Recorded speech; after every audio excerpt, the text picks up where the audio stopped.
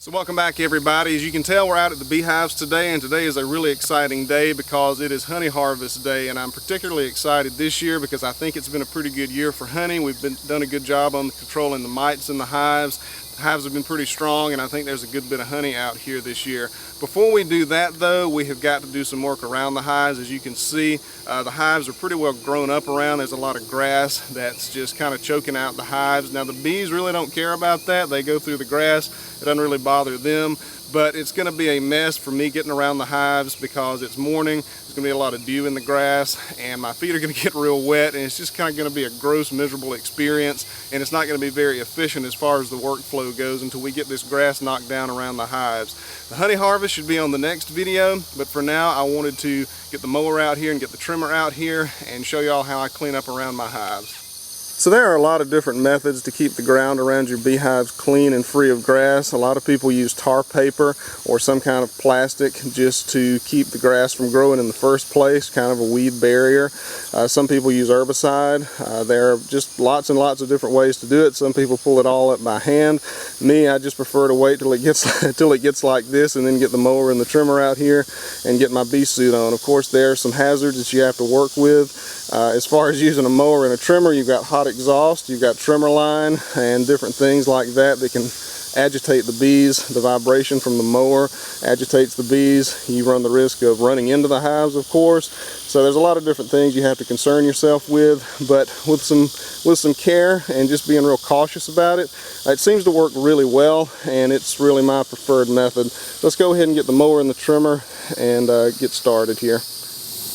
So I'm going to trim around these hives first, and there's really no particular order you have to do this in, just personal preference really. I found it is probably best for you to wear a bee suit doing this. At least it is for me. You can try to be Mr. Super Beekeeper and get around these hives with power equipment that spew exhaust fumes and vibrations, and that's fine if you're able to do that with some finesse and caution.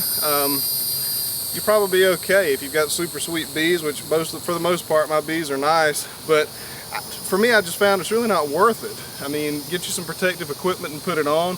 You got your bee suit anyway, that's all that you really need, and if you make some kind of an accident, if some exhaust fumes get into a hive and they just get irate with you, you're okay. You know, you've got your bee suit on anyway, so it's not a big deal. For me, it gives me more confidence to get around these hives and do stuff like this. I'll get it done quicker because I'm not worried about upsetting the bees so much. And if you can do it without a bee suit, go for it. But personally, I like to put a bee suit on just for safety's sake.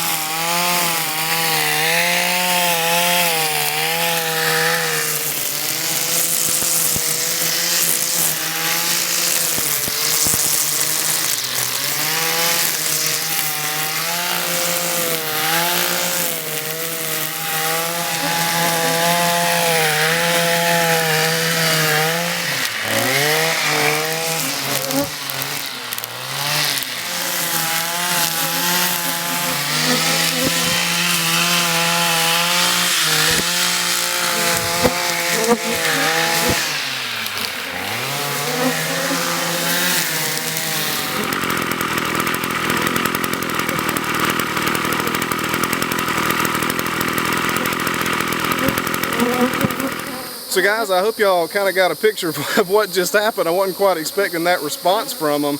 I think there's a couple of reasons why this happened. The first reason is it's kind of early in the morning, so a lot of bees are still at the house and they hadn't quite started flying yet, so there's a lot more bees at home to defend the hive.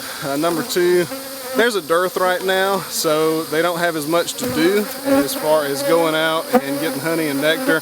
So a lot of them are just at the house and all they've got to do is stick around and be ticked off when stuff like this happens. So there's a couple of factors there, but we still got to mow around the hives. I mean, I'm telling you, if I didn't have my bee suit on, I'd be in dire straits right now. I actually had to get my work gloves out of the truck as well.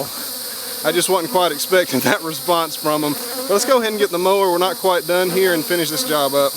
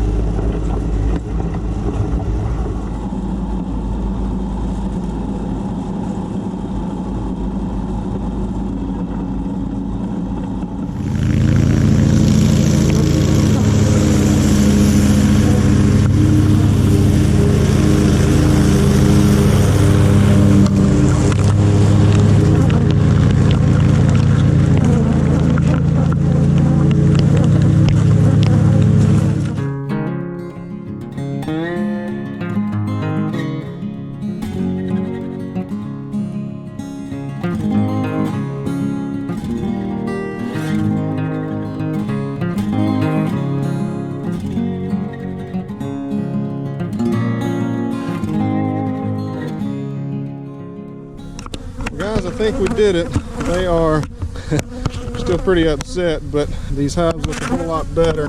And of course, I'm going to have to wait a few hours before I'm able to harvest any honey because they are still thoroughly unhappy. But we need to get all this grass out of the fronts of these hives.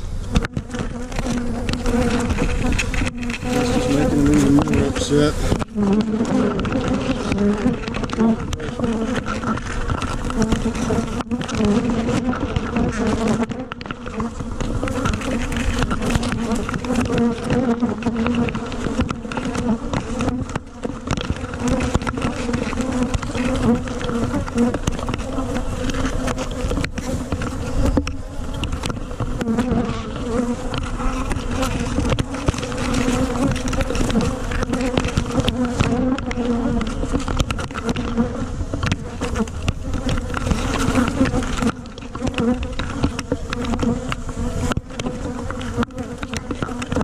These are the troublemakers right here. They are in need of a new box anyway. They are overcrowded in their current box. That was a split, like I said, that I made a few months ago, and they have outgrown what they've got.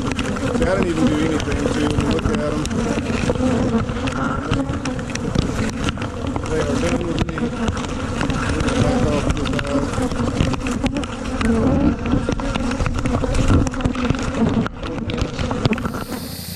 Can y'all see that? All those little white things, those are all poison sacs from stings. Those are all stingers that are in my glove. I'm thankful I had the gloves on. So guys, that's all I've got. As you can see, the beehives, I'm not sure if you can see them or not, but they may be 100 yards or so behind me. I'm keeping this on because there's still some stragglers that have decided to follow me out here to try to get a little bit of revenge. But we got the job done. It was pretty hairy, but we got it done. I don't think I took more than 5 or 6 stings, certainly less than 10 stings. A couple of them were through my clothes. The other ones were on my hands, partially before I got the gloves on, and then also before I got these sleeves up over my gloves. But not a whole lot of stings, not a huge deal. We got the job done, and it looks a lot better out there. We're gonna wait a few hours until we get out there and try to start harvesting honey, because they are furious right now. And before anybody gets to it, these are not Africanized bees. They're bees that have been harassed. They're bees that are in a dearth. They are bees that don't have a whole lot to do right now except stay home and get mad. As the day goes on, a lot of them will leave the hive and go out and forage, and that's when we'll go in and see if we can get the honey out of them. But it looks like we might have to take some more precautions, partially because, you know, when they're in the dearth like this, they do get kind of testy, and partially because I've already stirred them up this morning. So you just kind of have to do what you have to do sometimes to get honey, because it's certainly worth it in the end. But before you go, make sure you subscribe, make sure you like if you want to. That's up to y'all. I hope that you enjoyed the video, and I will see y'all next time.